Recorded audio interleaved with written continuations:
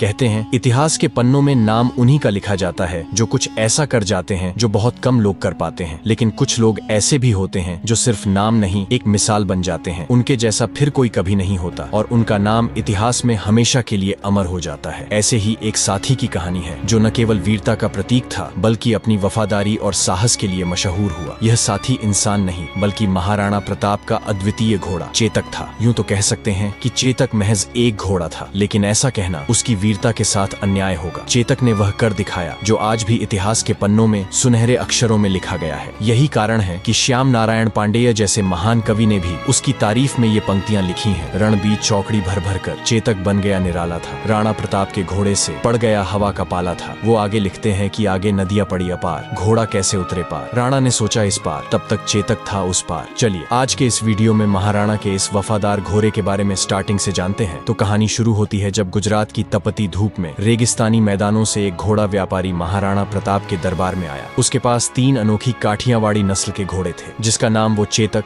त्राटक और अटक बोलता था। व्यापारी ने अपने तीनों घोड़ों पर गर्व करते हुए कहा, महाराज ये घोड़े अद्वितीय हैं, वफादारी और ताकत में सबसे ऊपर। आपके जैसे वीर राजा के लिए ये अनमोल साथी बन सकते हैं। महाराणा प्रताप ने शांत होकर कहा, ये तो मैं मानूंगा ही नहीं जब तक खुद न देख लूं। दिखाओ ये घोड़े वफादार और बहादुर कैसे हैं। व्यापारी ने मुस्कुराते हुए अटक को चुना, उसके पैरों को मोटी रस्सियों से बांध दिया ताकि वह हिल भी न सके और कुछ दूर जाकर एक अजीब तेज आवाज निकाली। आवाज सुनते ही अटक की आंखों में ज्वाला जल उठी। उसे ऐसा लगा जैसे उसका मालिक संकट में हो। वह अपने मालिक की आवाज सुनकर जैसे पागल हो गया था। उसने पूरी ताकत से रस्सियां तोड़ने की कोशिश की मगर रस्सियां टूटने के बजाय उसके पैर ही शरीर से अलग हो गए और खून बहने लगा। पर अटक अपने स्वामी तक पहुंचने का प्रयास करता रहा तब तक जब तक उसकी आंखें हमेशा के लिए बंद नहीं हो गईं। महाराणा प्रताप इस दृश्य को देख स्तब्ध रह गए। उन्होंने अपने जीवन में ऐसा अद्वितीय साहस और वफादार घोड़ा कभी नहीं देखा था। इस अविश्वसनीय दृश्य के बाद महाराणा प्रताप ने तुरंत व्यापारी से चेतक और त्राटक दोनों घोड़ों को खरीद लिए। तभी दरबार में खड़े महाराणा के छोटे सौतेले भाई शक्ति सिंह की भी नजरें उन घोड़ों पर टिकी थीं। उनके मन में भी एक वफादार घोड़े रखने की इच्छा थी। महाराणा प्रताप अपने छोटे भाई की इच्छा समझते हुए चेतक को अपने पास रख लिया और त्राटक को उपहार स्वरूप शक्ति सिंह को दे दिया। धीरे धीरे चेतक महाराणा प्रताप का सबसे प्रिय साथी बन गया था। किसी ने ठीक ही कहा है कि अगर आप शेर के साथ रहोगे तो आप भी शेर की तरह बहादुर और शक्तिशाली बन जाओगे। चेतक भी महाराणा प्रताप के साथ रहकर धीरे धीरे उन्हीं की तरह शक्तिमान, तेज और महाबली बन गया था। वह महाराणा को पहाड़ों और घने जंगलों में इस तरह ले जाता मानो हवा से बात कर रहा हो। उसकी चाल में इतनी तेजी थी कि दुश्मन उसे पकड़ ही नहीं पाते। महाराणा भी चेतक को अपने पुत्र के समान मानने लगे और चेतक भी महाराणा के प्रति अटूट निष्ठा और प्रेम दिखाने लगा। धीरे धीरे समय तेजी से बीतने लगा और फिर आया हल्दी घाटी का युद्ध, जहां पर मुगल सेना लगभग 1 लाख सैनिकों की विशाल ताकत के साथ युद्ध के मैदान में उतरी थी। इसके मुकाबले में महाराणा प्रताप की सेना मात्र 20,000 सैनिकों की थी। इस विशाल संख्या के अलावा मुगल सेना के पास कई शक्तिशाली हाथी भी थे जो युद्ध में तबाही मचाने के लिए जाने जाते थे, लेकिन मेवाड़ की सेना के पास हाथियों की संख्या बहुत कम थी। ऐसे में महाराणा को अपने योद्धाओं और खासकर अपने घोड़ों पर ही पूरा भरोसा था। इस युद्ध में महाराणा प्रताप ने चेतक के माथे पर हाथी की नकली सूंड बांध दी थी ताकि वह युद्ध में मुगल सेना के हाथियों को धोखा दे सके। मुगल हाथी चेतक को देखकर उसे अपने बच्चे जैसा समझते थे और उस पर हमला नहीं करते थे। यह महाराणा की युद्ध रणनीति का एक महत्वपूर्ण हिस्सा था, लेकिन कुछ इतिहासकार यह भी कहते हैं कि मुगल सैनिकों को यह भ्रम होता था कि सामने से कोई हाथी धीरे धीरे उनकी ओर आ रहा है, लेकिन यह उनकी सबसे बड़ी भूल साबित होती थी। जैसे ही वे चेतक को हाथी समझकर धीमे होने की उम्मीद करते, चेतक बिजली की रफ्तार से हवा में दौड़ता हुआ मुगलों के बीच पहुंच जाता। उसकी गति इतनी तेज थी कि वह एक पल में ही युद्ध के एक छोर से दूसरे छोर तक पहुंच जाता और मुगलों को चकमा देते हुए उन्हें धूल चटा देता। इसी युद्ध ने चेतक को इतिहास के सुनहरे पन्नों में महान घोषित कर दिया, क्योंकि इस युद्ध में चेतक और महाराणा का साथ ऐसा था मानो दोनों एक दूसरे के विचारों को बिना कहे समझ लेते हों। चेतक न केवल महाराणा के इशारों को पढ़ लेता बल्कि उनकी सुरक्षा के लिए अपनी रणनीति खुद तैयार कर लेता था। इस युद्ध के मैदान में महाराणा ने अगला कदम सोचा भी नहीं होता, चेतक पहले ही उसका अंदाजा लगाकर उसे पूरा करने के लिए तैयार रहता था। चेतक की ताकत और सहन शक्ति की अंदाजा आप इससे लगा सकते हो कि वह महाराणा प्रताप के साथ 81 किलो का भाला, 72 किलो का छाती का कवच, 25-25 किलो की 2 तलवारें और खुद महाराणा का 110 किलो का वजन लेकर युद्ध भूमि में ऐसे दौड़ता मानो हवा को भी मात दे रहा हो। उसकी गति इतनी तेज थी कि दुश्मन उसकी चाल को पकड़ ही नहीं पाते थे। एक पल में वह एक ओर होता और अगले ही पल दुश्मनों के घेरे को चीरता हुआ दूसरी ओर पहुंच जाता। इस युद्ध में मानो चेतक आग उगल रहा था। तभी महाराणा प्रताप ने उसकी लगाम खींचते हुए कहा, चेतक आज हमें उस मान सिंह तक पहुंचना है। मैं यहाँ बता दूं कि मान सिंह इस युद्ध में मुगलों के सेनापति था। वह भी एक राजपूत था जिसके बुआ या आमेर के सहजादी हरकाबाई से अकबर ने शादी कर लिया था। चेतक ने महाराणा के शब्दों का मानो कोई उत्तर न दिया, बस एक झटका लिया और हवा से बातें करने लगा। अपने माथे पर बंधी नकली हाथी की सूंड के कारण मुगल सेना पहले ही भ्रम में थी। कोई समझ ही नहीं पा रहा था कि ये हाथी इतनी गति से कैसे आगे बढ़ सकता है। जैसे ही चेतक ने मुगल सेना की कतारों को भेदते हुए महाराणा को मान सिंह के करीब ला खड़ा किया, वह अपने पिछले पैरों पर खड़ा हो गया और अपने अगले दोनों पैरों को मान सिंह के हाथी के सिर पर टिका दिया। मानो चेतक के भीतर भी वही ज्वाला जल रही थी जो महाराणा की आंखों में थी। महाराणा प्रताप ने पूरी ताकत से अपनी भाला उठाई और मान सिंह की ओर निशाना साधा, लेकिन ठीक उसी क्षण मान सिंह हाथी के हौदे में छिपकर बच निकला, लेकिन उसका महावत मारा गया। फिर चेतक ने जैसे ही अपने पैर जमी पर रखने की कोशिश किया, तभी मान सिंह के हाथी की सूंड में बंधी तलवार से चेतक का एक पैर गंभीर रूप से कट गया। इसका फायदा उठाकर मुगलों ने महाराणा को चारों ओर से घेरने का प्रयास शुरू कर दिया। महाराणा भी युद्ध में लड़ते लड़ते अब बुरी तरह से घायल हो चुके थे और उनकी स्थिति गंभीर हो रही थी। इस नाजुक समय में झाला मन्ना, जो महाराणा प्रताप से काफी मिलते जुलते थे और लगभग उनकी जैसी कदकाठी रखते थे, तुरंत महाराणा के पास आए। उन्होंने कहा, महाराणा, आप इस युद्ध को छोड़कर चले जाएं, क्योंकि युद्ध तभी जीते जा सकते हैं जब राजा जीवित रहें। मेवाड़ को आपकी जरूरत है, आपका जीवित रहना अत्यंत आवश्यक है। महाराणा प्रताप पहले तो जाने में संकोच कर रहे थे, लेकिन चेतक की हालत देखकर उन्होंने अपना मुकुट और सिर से राज चिन्ह उतारकर झाला मन्ना को सौंप दिया। इसके बाद वे घायल चेतक पर चढ़कर रणभूमि से जंगल की ओर चल पड़े। इधर रणभूमि में मुगलों को भ्रम हो गया और उन्होंने झाला मन्ना को ही महाराणा समझकर उन पर हमला कर दिया। झाला मन्ना ने अद्वितीय साहस का परिचय देते हुए मुगलों का सामना किया और अपने प्राणों की आहुति देकर अंतिम क्षणों तक मुगलों को रोके रखा, ताकि महाराणा प्रताप सुरक्षित रह सकें और मेवाड़ की लड़ाई जारी रह सके। इधर चेतक अपने घायल पैरों के साथ महाराणा को मुगलों से दूर ले जाने के लिए पूरी ताकत से भाग रहा था। वह अपने घाव के दर्द से कराह रहा था, लेकिन उसकी गति में मानो कोई कमी नहीं थी। ऐसा लग रहा था जैसे वह अपने स्वामी को सुरक्षित रखने की जिद में हवा से बातें कर रहा हो। पीछे मुगलों का कुछ दल लगातार पीछा कर रही थी। तभी एक मुगल सैनिक ने चेतक के घायल पैर पर एक भला फेंका, जिससे चेतक की चोट और भी गंभीर हो गई। इसके बावजूद चेतक ने महाराणा को छोड़ने का नाम नहीं लिया और अपने अंतिम बल के साथ दौड़ता रहा। रास्ते में अचानक एक 26 फीट गहरा नाला आ गया। महाराणा के मन में एक पल को लगा कि अब शायद बचना मुश्किल है। यहीं पर श्याम नारायण पांडेय जी ये लाइन लिखते हैं कि आगे नदियां पड़ी अपार, घोड़ा कैसे उतरे पार। राणा ने सोचा इस पार, तब तक चेतक था उस पार, लेकिन तभी चेतक ने अपनी जिंदगी की सबसे बड़ी छलांग लगाई। अपने आखिरी प्राणों की ताकत से उसने वह नाला पार कर दिया और महाराणा को सुरक्षित दूसरी ओर पहुंचा दिया। मुगल सैनिक उस नाले को पार नहीं कर पाए, लेकिन चेतक की यह विशाल छलांग उसके लिए अंतिम साबित हुई, क्योंकि दूसरी ओर पहुंचते ही वह दर्द में टूटकर गिर पड़ा और वहीं महाराणा के गोद में अपना सर रखकर वीर गति को प्राप्त कर लिया। उसकी इस अंतिम बहादुरी ने महाराणा को मुगलों से सुरक्षित बचा लिया, क्योंकि पीछा करती मुगल सेना इस नाले को पार नहीं कर सकी। तभी अचानक आगे की जंगलों से घोड़ों की टापों की आवाज सुनाई दी। महाराणा ने जब देखा तो उनके सामने उनके सौतेले भाई शक्ति सिंह खड़े थे। शक्ति सिंह, जो हल्दी घाटी के युद्ध में महाराणा के खिलाफ मुगलों की ओर से लड़े थे, अपने बड़े भाई को संकट में देखकर अकबर के पक्ष को छोड़कर तुरंत उनकी सहायता के लिए दौड़ पड़े। उनकी आंखों में पश्चाताप की गहरी भावनाएं थीं। शक्ति सिंह ने महाराणा के पास आकर भारी स्वर में कहा, भैया मुझे माफ कर दो। महाराणा पहले ही चेतक की मृत्यु से दुखी थे। चेतक का यह बलिदान उनके लिए असहनीय था, लेकिन इतने कठिन समय में भी महाराणा ने अपने दिल के बोझ को भुलाकर शक्ति सिंह को क्षमा कर दिया। इस भावुक क्षण के बाद शक्ति सिंह ने महाराणा को अपना घोड़ा त्राटक दे दिया। जैसा कि मैं बताया था, त्राटक को महाराणा ने ही शक्ति सिंह को दिया था। फिर दोनों मिलकर चेतक की वही अंतिम संस्कार किए और उसके बाद महाराणा त्राटक पर बैठकर जंगल की ओर निकल गए। उम्मीद है चेतक की यह बलिदान की कहानी आपको पसंद आया होगा। अगर आप महाराणा प्रताप के बचपन के बारे में जानने में इंटरेस्टेड हो तो आप इस वाले वीडियो को जरूर देखें। चलिए फिर मिलते हैं ऐसे ही वीर लोगों की एक और कहानी के साथ। तब तक के लिए गुड बाय।